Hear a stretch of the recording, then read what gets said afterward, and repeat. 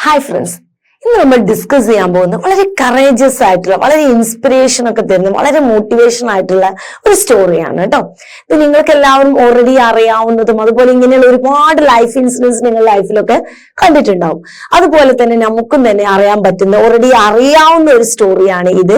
A shield of courage അല്ലെ, ഒരു കവചമാണ് അല്ലെ മക്കളെ, കറേജിന്റെ അല്ലെ, ഒരു ധൈര്യതയുടെ, ധീരതയുടെ ഒരു കവചം. അതാണ് ഷീൽഡ് ഓഫ് കറേജ് എന്ന് പറയുന്നത് അല്ലെ. ചില ലൈഫിൽ ചില കാര്യങ്ങൾ അങ്ങനെയാണ് അല്ലെ. ചില ആളുകൾ നമുക്ക് ഭയങ്കരമായിട്ടുള്ള ഒരു മോട്ടിവേഷനും പ്രചോദനമൊക്കെ ലഭിക്കും. അങ്ങനെയുള്ള ഒരു സ്റ്റോറിയാണ് ഇതും. ഇത് വായിച്ചു കഴിഞ്ഞാൽ നമുക്ക് നമ്മുടെ മനസ്സിന്റെ ഉള്ളിൽ നിന്ന് എന്തൊക്കെയൊക്കെയോ ഒരു ധൈര്യമൊക്കെ അങ്ങ് വരും. ചില തീരുമാനങ്ങൾ എടുക്കാൻ, ചില ഡിറ്റർമിനേഷൻസ് ഒക്കെ, സ്ട്രോങ് ആയിട്ടുള്ള ഡിറ്റർമിനേഷൻ എടുക്കാനൊക്കെ ഒരു ധൈര്യം വരും. അങ്ങനെയുള്ള ഒരു സ്റ്റോറിയാണ് എ ഷീൽഡ് ഓഫ് കറേജ്. നോക്കാം. Let's read and reflect. Bethany Hamilton autobiography reveals the resilient spirit of a 13 years old. Her survival story is an inspiration to all. അല്ലെ, ശരിയല്ലേ മക്കളെ? നമ്മൾ പഠിച്ചതല്ലേ ബെത്തനി ഹാമിൽട്ടന്റെ അൺസ്റ്റോപ്പബിൾ സോൾ സർഫർ എന്ന് പറയുന്ന. Yes അല്ലെ, ഒരു കൈ നഷ്ടപ്പെട്ടിട്ടും വീണ്ടും ആ ഒരു സ്ട്രോങ് ഡിറ്റർമിനേഷനും മറ്റുള്ളവരുടെ സപ്പോർട്ടും തിരിച്ച് വീണ്ടും അതിലോട്ട് വരാനുള്ള മനഃശക്തിയും കൊണ്ട് അതൊരു പ്രൊഫഷണൽ ലെവലിലോട്ട് മാറിപ്പോയ ഒരു പെൺകുട്ടിയുടെ കഥ അല്ലെ. അതായിരുന്നു ബെത്തനി ഹാമിൽട്ടന്റെ ഓട്ടോബയോഗ്രഫി. വളരെ ഇൻസ്പിറേഷൻ ആയിട്ടുള്ള ഒരു സ്റ്റോറി ആയിരുന്നു അല്ലെ. അവരുടെ ആ ഒരു സർവൈവൽ സ്റ്റോറി ഉണ്ട് അല്ലെ, അവരുടെ ഒരു അതിജീവനത്തിന്റെ കഥ എന്തായിരുന്നു, എല്ലാവർക്കും ഒരു ഇൻസ്പിറേഷൻ ആയിരുന്നു അല്ലെ. അതുപോലെ here is an another real life സ്റ്റോറിയാണ്, അത് മറക്കരുത്. Real life story that exemplifies the indomitable human spirit എന്നാണ് പറയുന്നത് അല്ലെ. ഇൻഡോമിറ്റബിൾ എന്നൊക്കെ പറഞ്ഞാൽ എന്താ മക്കളെ? ഇൻഡോമിറ്റബിൾ എന്ന് പറഞ്ഞാല് നമ്മളെ കൊണ്ട് അടക്കി നിർക്കാൻ പറ്റാതെ, കൺട്രോൾ ചെയ്യാൻ കഴിയാത്ത, കീഴടക്കാൻ കഴിയാത്ത അത്രയും വലിയ സ്പിരിറ്റ് അല്ലെ. അങ്ങനെയുള്ള ആളുകളുണ്ട്. ചില ആളുകൾ ചില തീരുമാനങ്ങളൊക്കെ എടുത്താൽ അങ്ങനെയാണ്. നമ്മുടെ കൈയിന്റെ ഉള്ളിൽ കീഴടക്കാൻ കഴിയാവുന്നതിന് മുകളിലായിരിക്കും അവരുടെ തീരുമാനങ്ങൾ. അങ്ങനെയുള്ള നമ്മളെ കൊണ്ട് കഴിയുന്നതിനും അപ്പുറമുള്ള ഒരു സ്പിരിറ്റ് അല്ലെ, കീഴടക്കാൻ സാധിക്കാത്ത രീതിയിലുള്ള ഒരു സ്പിരിറ്റ് തരുന്ന ഒരു സ്റ്റോറി തന്നെയാണ് ഇത് കേട്ടോ. അതിനുള്ള ഒരു ബെസ്റ്റ് ഉദാഹരണമാണ് ഈ ഒരു കഥ എന്ന് പറയുന്നത്. In a deeply moving ceremony on the Republic Day of 1987, Neeraja Bhagat was posthumously conferred India's highest peacetime gallantry award, the Ashoka Chakra. Neeraja was the brave flight attendant who had sacrificed her life to save passengers on a hijacked aeroplane. നോക്കാം. In a deeply moving ceremony on the Republic Day of the 1987 ഒരു republic ഡേന്റെ ദിവസം നടക്കുന്ന ഒരു വളരെ high ആയിട്ടുള്ള, വളരെ famous ആയിട്ടുള്ള ഒരു ചടങ്ങ്. ആ ചടങ്ങിൽ വെച്ചിട്ട് നീരജ ബാനറ്റ് എന്ന് പറയുന്ന വ്യക്തിക്ക് പോസ്റ്റ്മസിലാണ്, അവരുടെ മരണാന്തരം അവർക്ക് കൊടുക്കുകയാണ്. എന്ത്? നമ്മുടെ ഇന്ത്യയിലെ ഏറ്റവും വലിയ ധീരതക്ക് നൽകുന്ന ഏറ്റവും വലിയ ബഹുമതി ആയിട്ടുള്ള അശോക ചക്ര ബഹുമതിയാണ് കേട്ടോ. അത് മരിച്ചു കഴിഞ്ഞ ആളുകൾക്ക് കൊടുക്കുകയാണിത്. ഇത് നീരജ ബാനറ്റ് മരിച്ചതിന് ശേഷമാണ് കേട്ടോ. Neerja was the brave flight attendant. ഇനി ആരാണ് നീരജ എന്നുള്ളത് അവിടെ പറയുന്നുണ്ട്. Neerja was the brave flight attendant ആണ് അല്ലെ, ഒരു ഫ്ലൈറ്റിൽ വർക്ക് ചെയ്യുന്ന ജോലിക്കാരി. അതിനാണ് ഈ ഫ്ലൈറ്റ് അറ്റൻഡന്റ് എന്ന് പറയാം. ഒരു ഫ്ലൈറ്റ് ക്രൂ ആയിരുന്നു നീരജ എന്ന് പറയുന്നത്. ഹു ഹാഡ് സാക്രിഫൈസ്ഡ്, അവൾ ത്യാഗം ചെയ്തു, സാക്രിഫൈസ് ചെയ്തു her life to save passengers, യാത്രക്കാരെ ഓൺ എ ഹൈജാക്ക്ഡ് എയറോപ്ലെയിൻ, ഒരു ഹൈജാക്ക് ചെയ്യപ്പെട്ട അല്ലെങ്കിൽ തട്ടിയെടുത്തിട്ടുള്ള ഒരു എയറോപ്ലെയിൻ അല്ലെ. എയറോപ്ലെയിൻ ആളുകളെ ഹൈജാക്ക് ചെയ്യും. അങ്ങനെ ഹൈജാക്ക് ചെയ്ത ഒരു എയറോപ്ലെയിനിലെ പാസഞ്ചേഴ്സിനെ സ്വന്തം ജീവിതം ത്യാഗം ചെയ്തുകൊണ്ട് രക്ഷിച്ച നീരജ ബാനത്തിന് അവരുടെ മരണാന്തര ബഹുമതിയായിട്ട് അശോക ചക്ര കൊടുക്കുന്ന ഒരു ചടങ്ങിനെ കുറിച്ചാണ് ഈ പറയുന്നത്. Clear? The ceremony attended by dignitaries, family and friends. അല്ലെ, ആ ചടങ്ങില് ഒരുപാട് പേര് അറ്റൻഡ് ചെയ്യാൻ വന്നിട്ടുണ്ട്. ആരാണ്? ബൈ ഡിഗ്നിറ്ററീസ് ആണ്. അത്യാവശ്യം ഫേമസ് ആയിട്ട് വലിയ വലിയ പദവിയിൽ ഇരിക്കുന്ന ആളുകൾ, family members, friends. Was fitting tribute to Neerja legacy. ഇത് എന്തിനു വേണ്ടിയിട്ടാണ് അവരെല്ലാരും അവിടെ കൂടിയിരിക്കുന്നത്? ഫിറ്റിംഗ് ആദരവ് കൊടുക്കാൻ. ട്രിബ്യൂട്ട് ആർക്കുള്ള ആദരവാണ് കൊടുക്കുന്നത്? നീരജാസ് ലെഗസി. ലെഗസി മീൻസ് ഇവിടെ ഉദ്ദേശിച്ചത് അവരുടെ ജോലിയിൽ അവരുടെ കഴിവ്, അല്ലെ, ജോലിയിൽ അവർ കഴിവ് തെളിയിച്ചത്, അതിനാണ് ഇവിടെ ലെഗസി എന്ന് പറയുന്നത്. അങ്ങനെ അവരുടെ ലെഗസിക്കുള്ള ഒരു ചടങ്ങ്, ഒരു ആദരവ് ചടങ്ങായിരുന്നു ഈ ceremony. And Ashok Chakra presented by Giani Zail Singh, the president of India. ആ സമയത്ത് ഉണ്ടായിരുന്ന ഇന്ത്യൻ പ്രസിഡന്റ് ആയിരുന്നില്ല, ഖൈനി സെയിൽ സിംഗ് ആയിരുന്നു അവർക്കത് കൊടുത്തിരുന്നത്. ആൻഡ് വാസ് റിസീവ്ഡ് ബൈ, അത് വാങ്ങിയത് നീരജാസ് മദർ, നീരജയുടെ അമ്മയായിരുന്നു രാമ ബാനറ്റ് ആയിരുന്നു അത് വാങ്ങിയിരുന്നത്.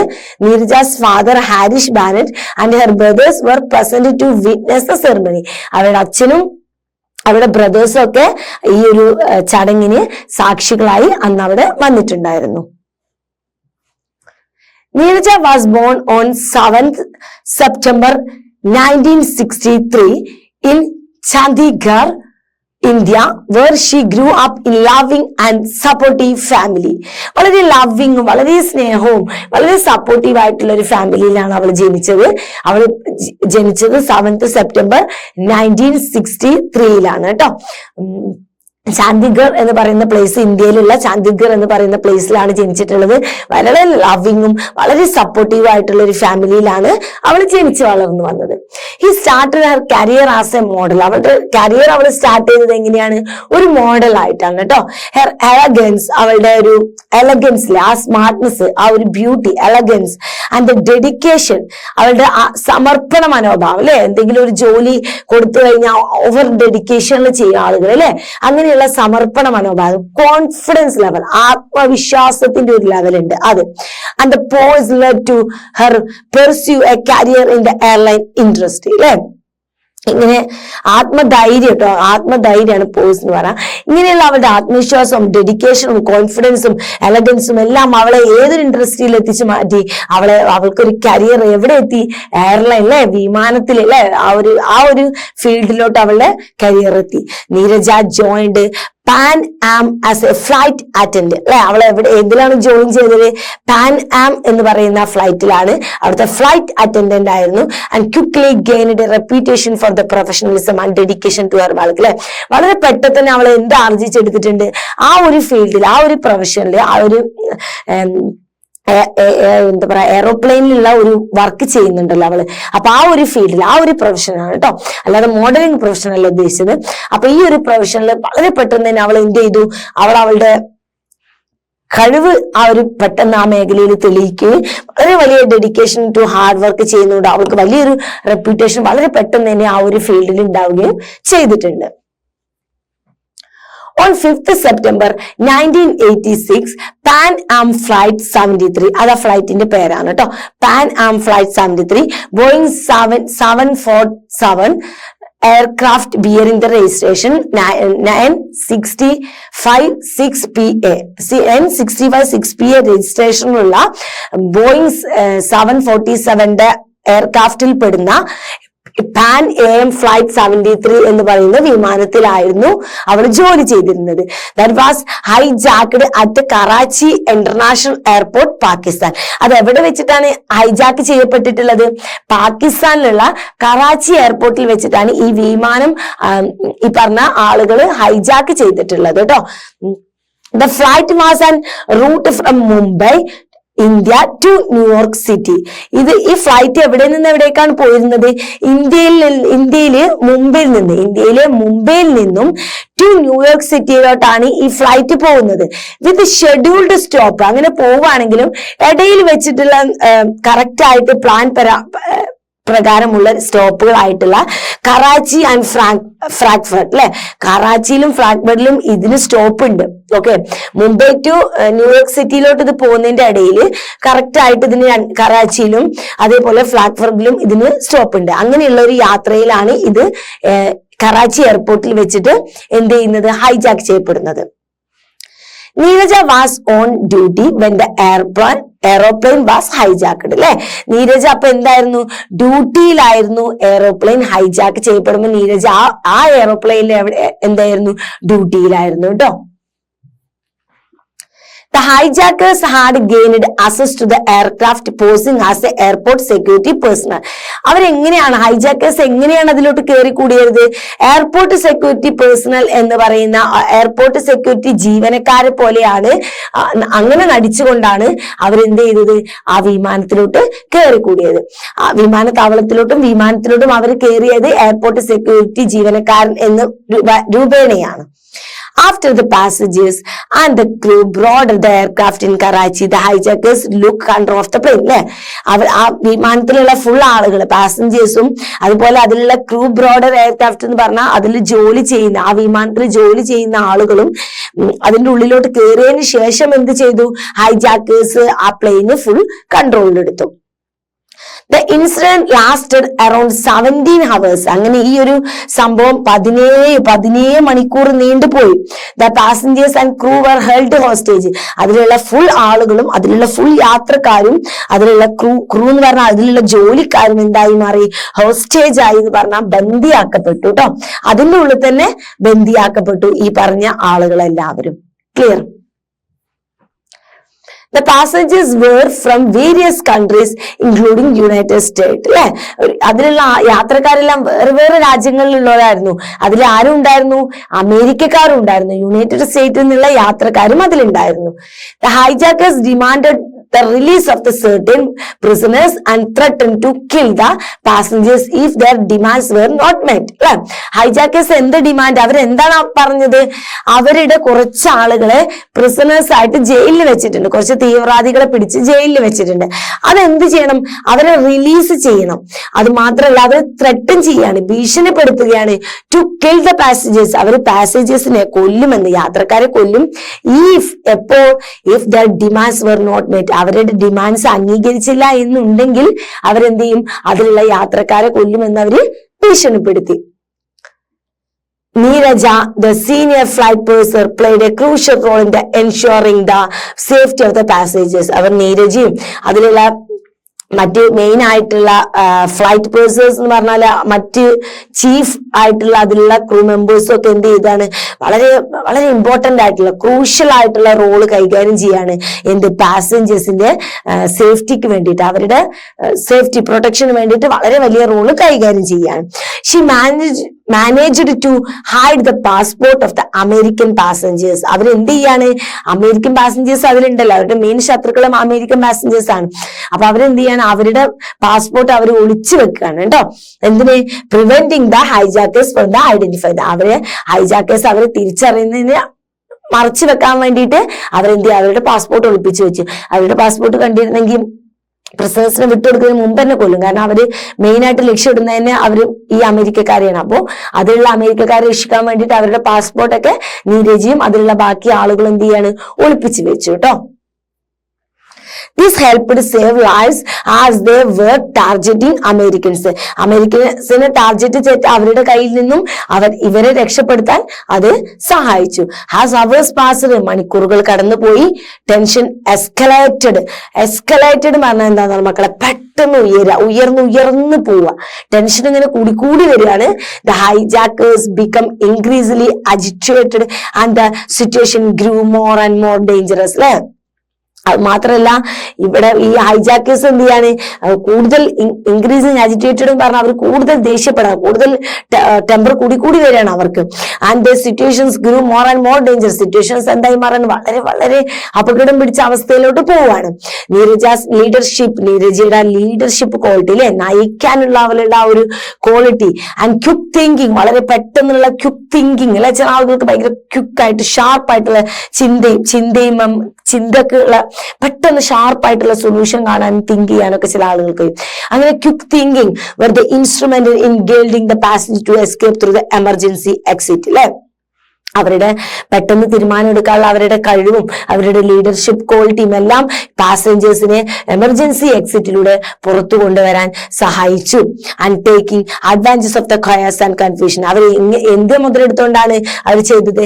ഖയോസ് ആൻഡ് കൺഫ്യൂഷൻസ് പറഞ്ഞാല് ആശയക്കുഴപ്പങ്ങളും പ്രശ്നങ്ങളൊക്കെ ഉണ്ടല്ലോ, അങ്ങോട്ടും ഇങ്ങോട്ടും ഗവൺമെന്റിനെ വിളിക്കുന്നുണ്ടാവും, ഗവൺമെന്റ് പറയുന്നവർക്ക് ഇവർക്ക് പറയുന്ന അങ്ങോട്ടും ഇങ്ങോട്ടുള്ള കൺഫ്യൂഷൻസ് ഒക്കെ ആ സമയം മുതലെടുത്തുകൊണ്ട് വളരെ ക്വിക്ക് തിങ്കിങ് ആയിട്ട് വളരെ ലീഡർഷിപ്പ് ക്വാളിറ്റിയോട് കൂടിയിട്ട് ആര് പ്രവർത്തിക്കാൻ പോവുകയാണ്? നമ്മുടെ നീരജ പ്രവർത്തിക്കാൻ പോവുകയാണ്.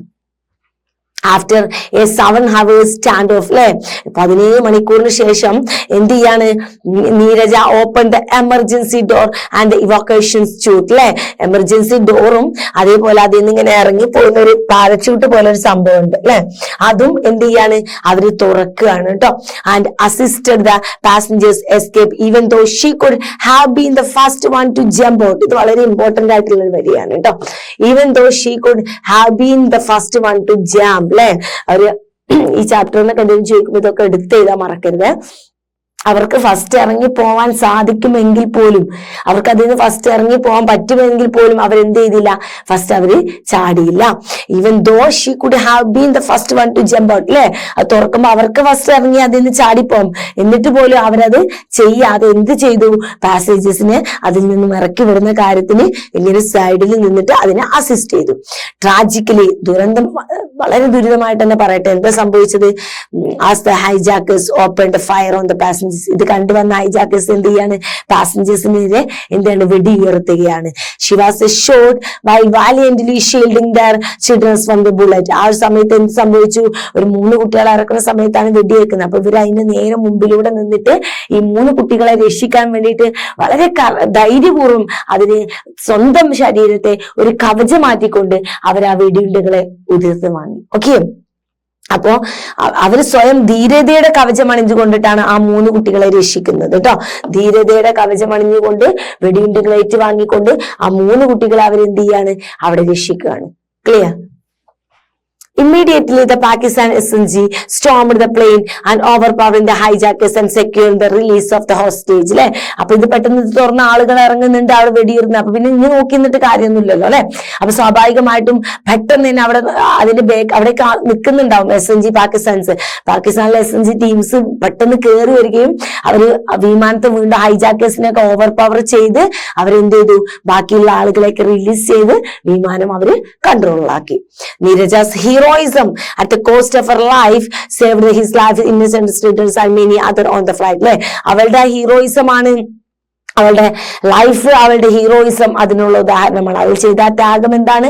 അവളുടെ ഹീറോയിസം, അല്ലെ അവളുടെ ലൈഫിലെടുത്ത് അവളുടെ ഹീറോയിസത്തിനുള്ള ഉദാഹരണമാണ്. അവൾ ചെയ്തത് save the lifes of the innocent childrens and many of the other flight, അല്ലെ 3 നിഷ്കളങ്കമായ കുട്ടികളെയും അതുപോലെ ഫ്ലൈറ്റിലുള്ള മറ്റനവധി പാസഞ്ചേഴ്സിനെയും രക്ഷിക്കാൻ അവൾ കാണിച്ച ആ ഒരു കറേജ്, അല്ലെ അവൾ കാണിച്ച ആ ഹീറോയിസം, അതാണ് അവിടെ എടുത്തു പറയുന്നത് കേട്ടോ. Her courage in sacrificing her life to protect the children is a testament to her selfless bravery. അല്ലെ അവൾ കാണിച്ച ധൈര്യം, എന്ത് സ്വന്തം ലൈഫ് ത്യാഗം ചെയ്തുകൊണ്ട് ആ കുട്ടികളെ രക്ഷിക്കാൻ, 3 ഇന്നസെന്റ് ആയ കുട്ടികളെ രക്ഷിക്കാൻ കാണിച്ച ആ ധൈര്യം അവളുടെ സെൽഫ്ലെസ് ആയിട്ടുള്ള എന്താ പറയാ നിസ്വാർത്ഥമായിട്ടുള്ള, അല്ലെ ഒട്ടും സ്വാർത്ഥതയില്ലാത്ത അവളുടെ ധീരതക്കുള്ള തെളിവാണ് ആ 3 കുഞ്ഞുങ്ങളെ രക്ഷിക്കാൻ അവൾ അവളുടെ ജീവിതം ത്യാഗം ചെയ്തത് എന്നുള്ളത്. Okay, the hijacking of the Pan AM Flight 73 still remain one of the significant incident in the aviation history. Aviation history എന്ന വിമാനമായിട്ട് ബന്ധപ്പെട്ട കാര്യങ്ങൾക്കാട്ടെ aviation എന്ന് പറയാം. അപ്പൊ aviation ഹിസ്റ്ററിയിൽ തന്നെ ഇന്നും ഓർത്തിരിക്കുന്ന വളരെ മെയിൻ ആയിട്ട് നടന്നിട്ടുള്ള ഒരു ഇൻസിഡന്റ് തന്നെയായിരുന്നു ഈ പറഞ്ഞ പാൻ ആം ഫ്ലൈറ്റ് 73യുടെ ഹൈജാക്കിംഗ് എന്ന് പറയുന്നത്. Clear? And Neerja Banet heroism and sacrifice will live on our memory in the world over. അല്ലെ ഇന്നും നമ്മുടെ മൈൻഡുകളിലും ഈ ലോകം മുഴുവൻ എന്ത് ചെയ്യുന്നുണ്ട്?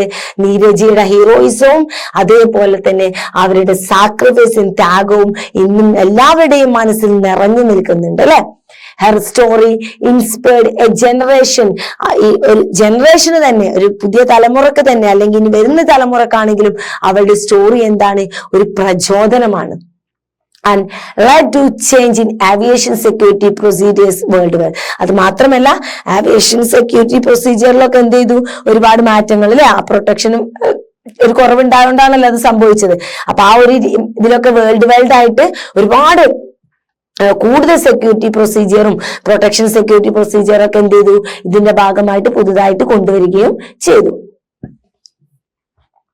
The United States Congress Special Courage Award was posthumously conferred on Neeraja ബാനറ്റ് അല്ലെ. ഇനി അവർക്ക് അതിനുശേഷം കിട്ടിയിട്ടുള്ള ആ കഴിവുകൾ, ആ സ്റ്റോറി അവിടെ തീർന്നു കേട്ടോ. ഇനി അത് അവർക്ക് അതിന് ശേഷം കൊടുത്തിട്ടുള്ളതാണ്. യുണൈറ്റഡ് സ്റ്റേറ്റ് കോൺഗ്രസ് സ്പെഷ്യൽ എന്താ അവർക്ക് കൊടുത്തിട്ടുള്ളത്, United State America Courage Award was posthumously conferred to Neerja. Courage Award കൊടുത്തിട്ടുണ്ട് അവരുടെ മരണാന്തരമായിട്ട്. The Flight Safety Foundation and International Organisation കൊടുത്തത് for Aviation Safety also honoured her posthumously with the Heroism Award കൊടുത്തിട്ടുണ്ട്. Then the Pakistan honoured her the Tamgha e Pakistan award. പാകിസ്ഥാന്റെ ഭാഗത്തുനിന്ന് ആ ഒരു അവാർഡും അവര് കൊടുത്തിട്ടുണ്ട്. ടു കോമമറേറ്റ് ഹെർ കറേജ്, അവളുടെ ആ ഒരു കറേജിന്റെ അനുസ്മരണം എന്ന നിലക്ക് നീരജാസ് ഫാമിലി അതിന്റെ ഓർമ്മയ്ക്ക്, അവരുടെ ഒരു അനുസ്മരണ ഓർമ്മയ്ക്ക് എന്ന നിലക്ക് Neerja's family setup the Neerja Bhanot Pan Am trust കേട്ടോ. ഇങ്ങനെ ഒരു ട്രസ്റ്റ് അവരുടെ ഫാമിലി രൂപീകരിക്കുകയാണ് ചെയ്തിട്ടുള്ളത് കേട്ടോ, അവരുടെ ഓർമ്മയ്ക്ക് വേണ്ടിയിട്ട്.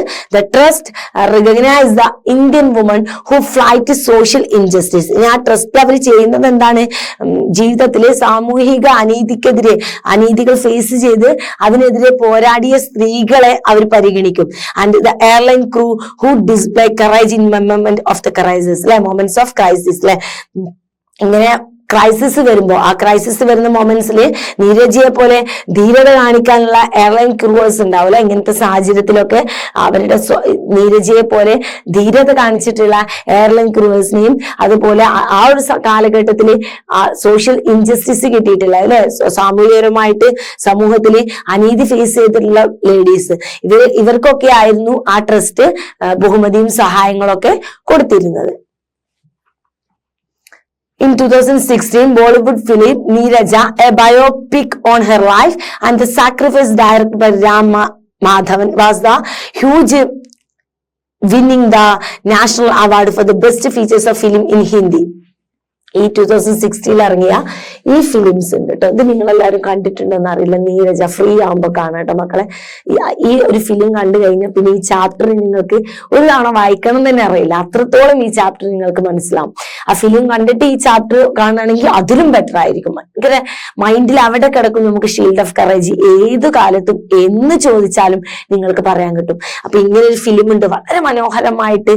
നമ്മൾ ഈ പറയുന്ന സീനുകളൊക്കെ ഉണ്ടല്ലോ, അവര് പരച്ചിട്ട് തുറക്കുന്നതും ആ കുട്ടികളെ രക്ഷിക്കാൻ വേണ്ടിയിട്ട് വെടിയുണ്ടകൾ ഉയർത്തുന്നതും മരിച്ച്, ഇതൊക്കെ വളരെ വ്യക്തമായിട്ട് നമുക്കൊരു പിക്ചർ കിട്ടും ഈ ഒരു ഫിലിം കാണുമ്പോൾ കേട്ടോ. അത് വളരെ ഹിറ്റ് ആയിട്ടുണ്ടായിരുന്നു. അതിന് winning the national award for the best features film in Hindi ഒക്കെ ലഭിച്ചിട്ടുണ്ട് കേട്ടോ. And the special mention for the actor who did Neerja roles, Sonam Kapoor അല്ലെ. അതില് നീരജയുടെ റോൾ ചെയ്തത് സോനം കപൂർ. കറക്റ്റ് ആയിട്ട് ശരിക്കുമുള്ള നീരജയുടെ അതേ ഫേസ് ആണെന്ന് പറയുന്നത് കേട്ടിട്ടുണ്ട്. അതേപോലെ തന്നെയാണ് നീരജയും സോനം കപൂറിന്റെ ആ റോളും കറക്റ്റ് ആണ്. റോളും മനോഹരമാക്കിയിട്ടുണ്ടെന്ന് മാത്രമല്ല ഫേസ് വരെ ഏകദേശം ഒരേപോലെയാണ് കേട്ടോ. അവർക്കും തന്നെ അതിൽ സ്പെഷ്യൽ മെൻഷനും സ്പെഷ്യൽ അവാർഡുകളൊക്കെ ലഭിച്ചിട്ടുണ്ട്. And compared from various news reports അല്ലെ. ഇങ്ങനെ എന്ത് ചെയ്യുക, അതൊക്കെ ഒരു ഡിഫറെന്റ് ന്യൂസ് റിപ്പോർട്ടേഴ്സ് എഴുതിയതാട്ടോ. അല്ല അതൊരു ഓട്ടോബയോഗ്രഫി എന്നല്ല, മരിച്ചു കഴിഞ്ഞാൽ അവർക്ക് ഇത് എഴുതാൻ പറ്റില്ല. അപ്പോ അന്നത്തെ കാലത്ത് വന്നിട്ടുള്ള പല ന്യൂസ് റിപ്പോർട്ടുകളുണ്ട്, അതിൽ നിന്നൊക്കെ ശേഖരിച്ചിട്ടുള്ള സമാഹരിച്ചിട്ടുള്ള വിവരങ്ങളാണ് കേട്ടോ. അപ്പൊ ഇത്രയുമാണ് നമ്മുടെ ഈ ചാപ്റ്റർ വരുന്നത്. പറഞ്ഞ പോലെ വളരെ എന്താ പറയാ കറേജസ് ആയിട്ടുള്ള ഒരു കാര്യം അല്ലേ. വായിച്ചു കഴിയുമ്പോ എന്തോ ഒരു മരിച്ചു പോയി എന്ന് കേൾക്കുമ്പോൾ നമുക്കൊരു ബുദ്ധിമുട്ടുണ്ട്. എല്ലാരും രക്ഷിച്ച് ആ വ്യക്തി മരിച്ചു പോകുമ്പോൾ ഉണ്ടാവുന്ന ഒരു ഇടങ്ങേറുണ്ട് അല്ലെ. അപ്പൊ നമുക്ക് ഇത് വളരെ കറേജസ് ആയിട്ടുള്ള വളരെ ഇൻസ്പിറേഷൻ ആയിട്ടുള്ള ഒരു വളരെ ക്വിക്ക് തിങ്കിങ്ങോടുകൂടി വളരെ ലീഡർഷിപ്പ് ക്വാളിറ്റിയോടുകൂടി, കൂടാതെ ഒരു ബ്രേവർ അല്ലെ, നല്ലൊരു ധൈര്യം വേണം അല്ലെ, കറേജസോട് കൂടി പ്രവർത്തിച്ച ഒരു നീരജ ബാനത്ത് എന്ന് പറയുന്ന ഒരു വ്യക്തിയുടെ ചെറിയൊരു സ്റ്റോറിയാണ് കേട്ടോ. ഇതിന്റെ ക്വസ്റ്റ്യൻ ആൻസറും ആക്ടിവിറ്റീസുമായിട്ട് നമുക്ക് അടുത്ത ക്ലാസ്സിൽ വീണ്ടും കാണാം.